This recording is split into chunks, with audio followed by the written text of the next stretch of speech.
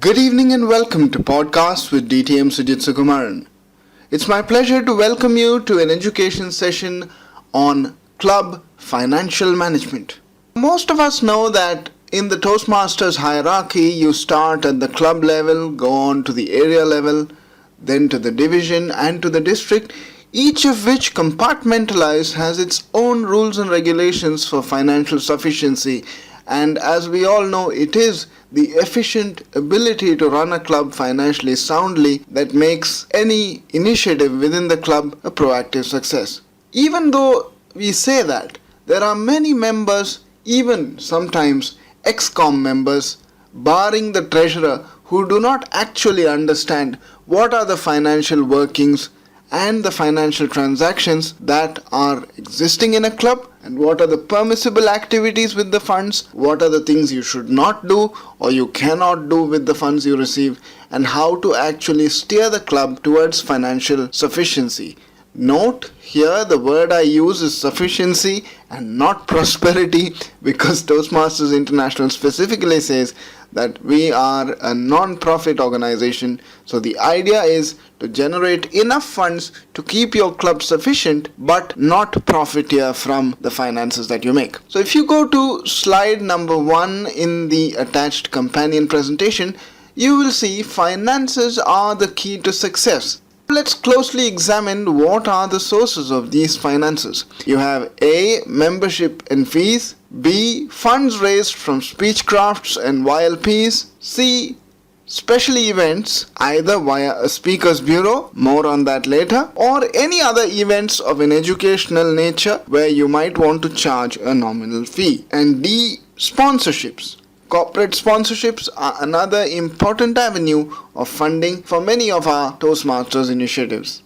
What are the key expenses? You have for every event, you have hall rental, you have the expenses towards snacks and refreshments, you have expenses towards contest or event organization, you have expenses that may occur as part of division or area contributions that your division governor or area governor might ask you to contribute, and you have expenses for stationery, pins, badges and newsletters. Now let's look at a sample expenses budget for 1 year for 24 meetings.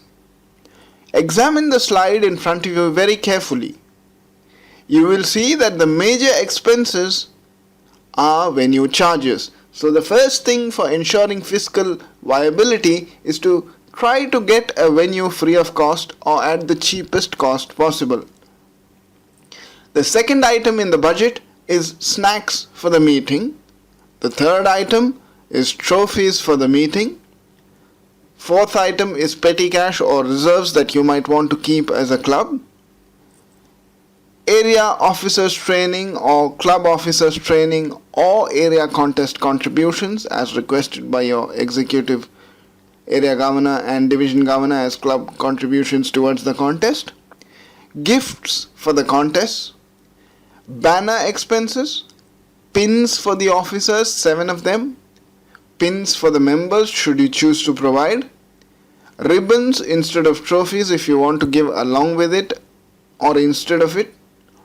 Ballot paper which you would get one set with your club documents, as well as some things you might need to order from the shop, and certificates that you might want to give to each of the best speaker, best evaluator and table topic speaker. Having seen the previous slide, the amounts are given in dirhams because this is simulated for a club meeting in Dubai and what the expenses would be like.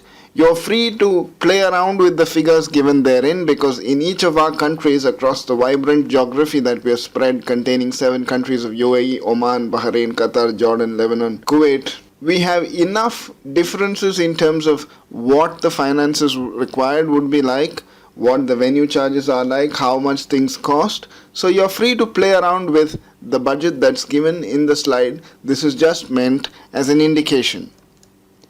Now, having understood what the cost would be roughly for a 24 meeting a year kind of club, let's examine what are the sources of funds.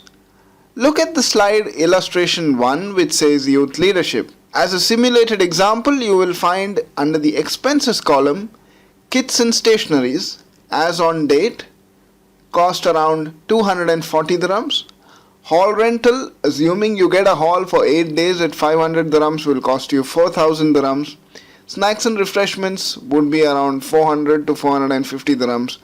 And contest organization, the gala event on the 8th day would cost you around 2000 dirhams. A total of 6640 dirhams would be the expenses incurred to organize a YLP of, say, 20 students. Income from that would be, assuming you charge 20 children roundabouts the rate of 500 AED per student, your income would be 10,000 dirhams. Minus that, with your expenses, you would be left with roughly around 3,500 plus dirhams in your kitty. Now this is one of the optimum ways to raise funds for a club. A youth leadership program is one of the most enriching ways for Toastmasters to learn and raise money, because one, you learn a lot when you teach children and your concepts get reinforced further, plus you will get that valuable ALS credit, which is a very vital part, or probably a stumbling block for many of them wanting to go for the Distinguished Toastmasters designation. Youth leadership is something which is sort of like contributing to the generation of tomorrow. It requires a lot of patience. I have done quite many YLPs myself, and one thing I can tell you is that you will go in as one person, you will come out as a totally changed person. This is one of the fundraising avenues available to you through Toastmasters, and it's totally approved because you're using all the approved manuals and there's nothing which is amiss in the Toastmasters policies and guidelines. Point to note is, do not photocopy, duplicate or use it for commercial purposes, because that is not allowed. What is the second thing that you can actually do other than a youth leadership program? Look at the next slide. In illustration number 2, you will see something called SPEECHCRAFT. Now SPEECHCRAFT typically is something which is done for corporates who would want to have a semi-public speaking kind of an engagement within their organization, but they either feel that they are not ready for a club yet, or they feel that they want this is an ongoing initiative over a period of couple of months, and they do not really want to start a club, but they want some sort of a public speaking and leadership orientation for their employees. The expenses are as given below. I'm not going to repeat each of that. The income can be a totally sponsored thing, so you might get a lump sum from the corporate, whoever it is. The advantage being, if at all they actually are happy with your SPEECHCRAFT, number one, there is a possibility of a corporate club, so you will be contributing to the very hotly looked forward goal of forming an additional club. Number two, with the presence of a corporate, your area governor or division governor would get much needed respite, probably in terms of a corporate sponsorship. And also, even if the club formation in the organization does not happen, you will get 20 to 30 members who will be exposed to the Toastmasters program, and there might be a channel to actually feed into your clubs. At least studies have shown in the UAE that on an average, every SPEECHCRAFT, if you have 20 people in the audience, 4 or 5 or maybe 6 of them to the max end up being members of a particular club near their area location or near the place they wish to go to. So it's a good member conversion initiative as well. Apart from SPEECHCRAFTs and YLPs, what else can you do?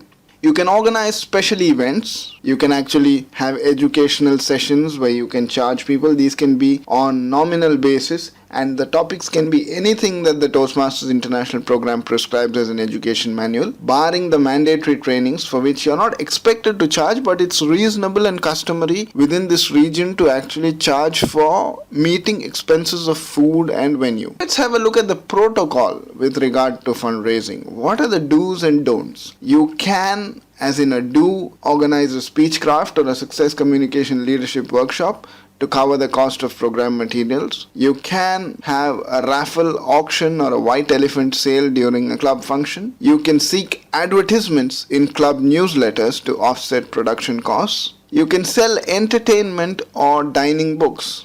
What are the do-nots?